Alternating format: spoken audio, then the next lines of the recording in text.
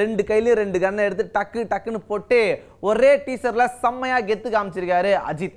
அப்படி அவர் கெத்து காமிச்சு விவேகம் திரைப்படம் எப்போ வரும் அப்படின்ற எதிர்பார்ப்புகளை ஏற்படுத்தி இருக்கும் போது விவேகம் படம் தமிழ்ல மட்டும் வரப்போறது இல்ல, இன்னொரு லாங்குவேஜ்லயும் வரப்போகுது. அதுக்கான காரணம் என்ன அப்படின்றதையும் தான் இப்போ நம்ம அலச போறோம். ஆமா, விவேகம் வேற எந்த லாங்குவேஜ்ல வர வாய்ப்பு இருக்கு?